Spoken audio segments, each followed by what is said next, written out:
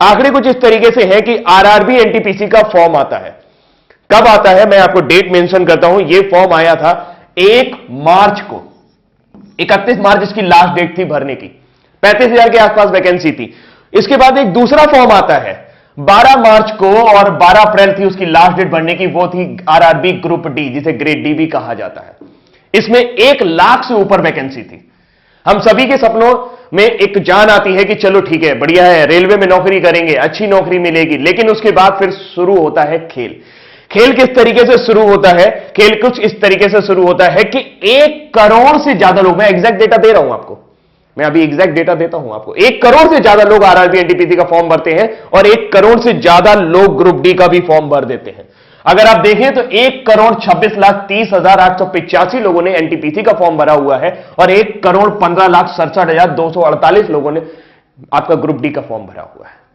और अगर हम इस आंकड़े को और आगे लेके जाएं दोस्तों, तो ये आंकड़े और भी ज्यादा चौंकाने वाले हैं कि अगर आप टोटल फॉर्म भरे जाने की संख्या देखें तो ये इतनी बड़ी संख्या है कि 2,41,98,133 लोगों ने फॉर्म भरा है। सिर्फ 1 लाख वैकेंसी ग्रुप डी, अगर उसमें 35,000 एनटीपीसी भी जोड़ दे तो 1,35,000 वैकेंसी के लिए।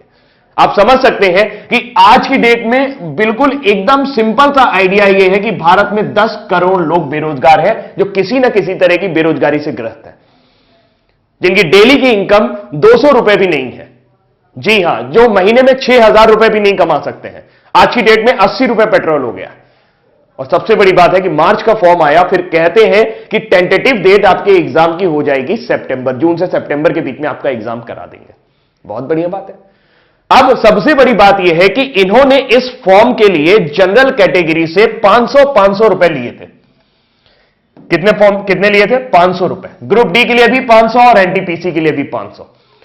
अगर मैं मान लेता हूं सारे जनरल लोगों ने भरा होगा तो यह मैक्सिमम अमाउंट पहुंचता है 1200 करोड़ रुपए, 1,200 करोड़ रुपए। अगर मैं मान लेता हूं कि सारे के सारे कैटेगरी वाले लोगों ने फॉर्म भरा होगा जिनके फॉर्म की फीस 250 रुपए थी, तो यह आंकड़ा पहुंचता है जस्ट हाफ 600 करोड़ रुपए। लेकिन ऐसा होगा नहीं कि सारे जनरल ने भरा हो, सारे एससी ने भरा हो या सारे कैटेगरी वाले लोगों ने भरा हो। तो मैं एक आंकड़ा मान लेता हूं कि कम से कम सरकार के पास 1,000 करोड़ रुपए के आसपास होना चाहिए, जो उनके पास मार्च और अप्रैल 2019 के दौरान आया था। मार्च अप्रैल 2019 बीते हुए लगभग 1 साल होने जा रहा है, फरवरी आने वाली है और एग्जाम की डेट का अभी भी कोई पता नहीं। मेरा दिमाग तब खराब हुआ या मुझे गुस्सा तब आई जब कई सारे मेरे स्टूडेंट जो मुझसे पढ़ रहे थे वो ये कल कह रहे थे कि सर एग्जाम का पता ही नहीं चल रहा कि कब होगा, क्या करें, आत्महत्या कर लें क्या? दोस्त, कमजोर नहीं होना, हम आत्महत्या नहीं करेंगे। क्यों करेंगे भाई आत्महत्या? हमारे जो 500 रुपए हैं, जो 250 रुपए हैं, वो इन लोगों ने ले रखे हैं और 1,000 करोड़ रुपए इनके पास है और ये एक वेंडर डिसाइड नहीं कर पा रहे हैं। एक वेंडर, इनको एक वेंडर नहीं मिल रहा जो एग्जाम कंडक्ट करा सके। धारा 370 हटानी होती है, 1 दिन में हट जाता है।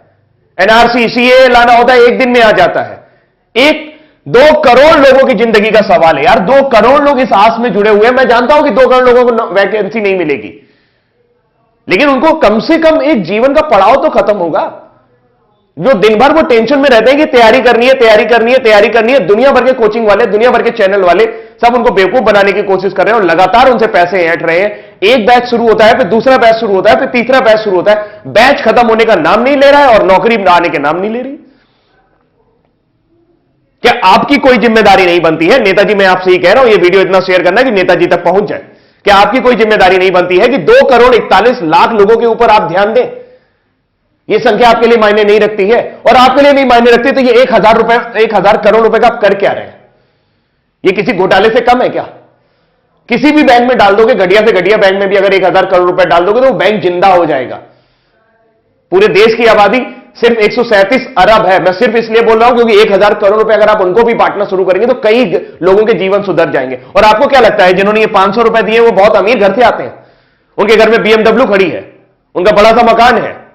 जी नहीं, वो कभी भी आरआरबी ग्रुप डी और एनटीपीसी की नौकरी करने नहीं आएंगे। ये वो लोग हैं जो तिल तिल करके तैयारी कर रहे हैं, अपनी मेहनत खून पसीने की कमाई से तैयारी कर रहे हैं, वो पैसा देने की कोशिश कर रहे हैं। अब हम क्या कर सकते हैं? हम कुछ नहीं कर सकते। क्यों नहीं कर सकते? क्योंकि हम सिस्टम में नहीं है, आप सिस्टम में हैं। मुझे नहीं लगता कि आपके पास ऐसी कोई वजह है जिसकी वजह से आप एक वेंडर डिसाइड नहीं कर पा रहे। आप हर 3 महीने बाद एक बहाना बना देते हैं कि हमें वेंडर नहीं मिल रहा। अरे वेंडर नहीं मिल रहा तो ये 500 रुपए आपने कैसे डिसाइड किए? आपने कैसे डिसाइड कर लिया कि एक लड़के का खर्चा 500 रुपए आएगा? क्या वेंडर 500 रुपए से ज्यादा नहीं ले सकता आपसे? सिर्फ सोची समझी रणनीति है। मार्च में आपको यह पैसा मिला है, 1000 करोड़ रुपए आपके बैंक में पड़ा है और आप एक वेंडर डिसाइड नहीं कर पा रहे। 1000 करोड़ रुपए बहुत होता है। आप कहेंगे सर 1 करोड़ लोगों का वो भी तो करवाना है, एग्जाम भी तो करवाना है।